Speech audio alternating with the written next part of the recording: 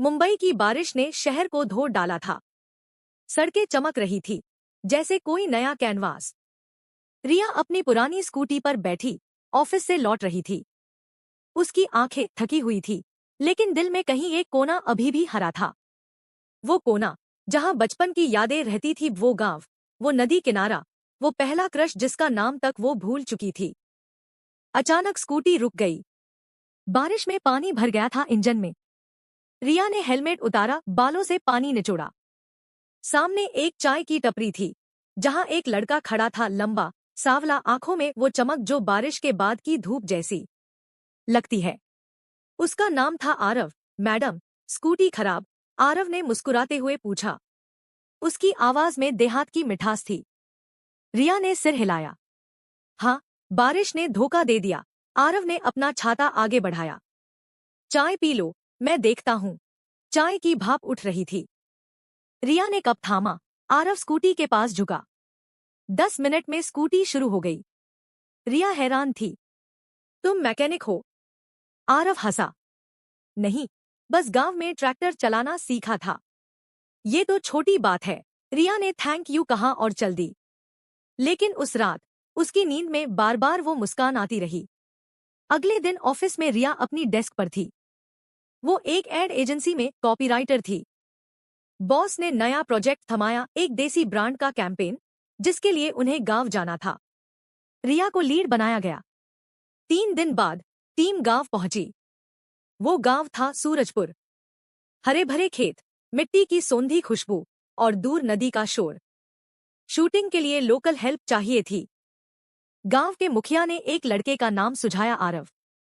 रिया चौंक गई जब वो सामने आया। वही मुस्कान, वही आंखें। तुम? आरव ने सिर झुकाया। हाँ, मैं यहीं का हूँ। शहर में पढ़ाई के लिए गया था, लेकिन पापा की तबीयत खराब हो गई तो लौट आया। अब खेती करता हूँ और कभी कभी शहर जाकर छोटे मोटे काम। शूटिंग शुरू हुई। आरव ने सब संभाला, लोकेशन, लोकल आर्टिस्ट, यहाँ तक कि खाना भी। रिया उसे देखती रहती। वो कैसे सबको हंसाता, कैसे बच्चों को गोद में उठाता, कैसे बूढ़ी अम्मा की दवाइयाँ लाता। उसकी जिंदगी में एक संगीत था जो रिया की भागती दौड़ती जिंदगी में गायब था। एक शाम शूटिंग खत्म हुई। टीम होटल लौट गई, लेकिन रिया रुक गई। नदी किनारे बैठी, पानी में पत्थर फेंक रही थी। आरव आया, हाथ में 2 कुल्हड़ चाय। उठाया, पानी में फेंका। 3 उछाल। मैंने कभी किसी से ये नहीं कहा, लेकिन तुम्हारी आंखों में कुछ है, जैसे मेरी माँ की आंखें। वो भी ऐसे देखती थी पापा को। रिया चुप रही। मैं जानता हूँ, तुम शहर की हो, मैं गांव का, लेकिन दिल तो एक ही भाषा बोलता है। रिया ने उसका हाथ थामा। मुझे डर लगता है, आरव। मैंने पहले भी प्यार किया था। वो गया, छोड़ गया। आरव ने उसका हाथ नहीं छोड़ा। मैं वादा नहीं करता बड़े बड़े, बस इतना कहता हूँ, अगर तुम रुको तो मैं रोज सुबह चाय बनाऊंगा। अगर तुम जाओ तो मैं तुम्हें याद करूंगा। रिया की आंखों में आंसू थे।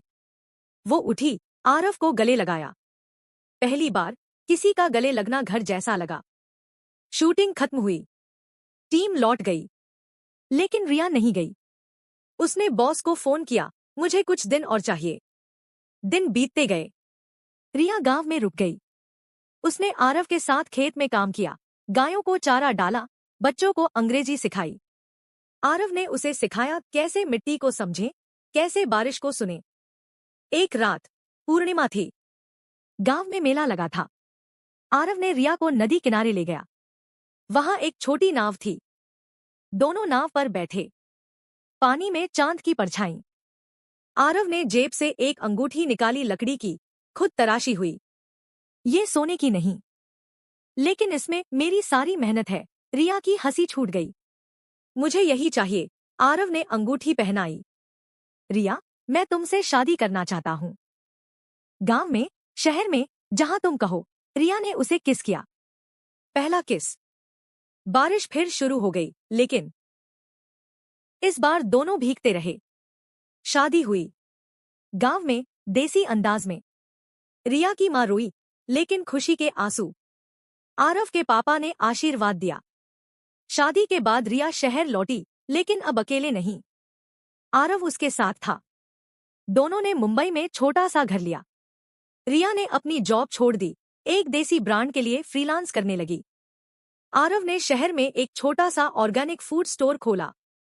साल भर बाद उनके घर में एक नन्ही सी बेटी आई। नाम रखा नदी, क्योंकि उनकी कहानी नदी से शुरू हुई थी। हर शाम जब शहर की भागती जिंदगी थमती, आरव और रिया बालकनी में बैठते, चाय पीते। आरव गिटार बजाता, रिया लिखती। उनकी कहानी अब दूसरों की कहानियों में बदल गई थी, एक स्क्रिप्ट, एक फिल्म, एक गाना। लेकिन असल कहानी तो वो थी जो हर रात जब नदी सो जाती, दोनों एक दूसरे की आंखों में देखते और चुपचाप कहते, प्यार वही जो मिट्टी से शुरू होकर आसमान तक पहुंचे। और उनकी कहानी चलती रही, बारिश में, धूप में, खेतों में, शहर की चमक में। क्योंकि प्यार कोई स्क्रिप्ट नहीं, जिंदगी है।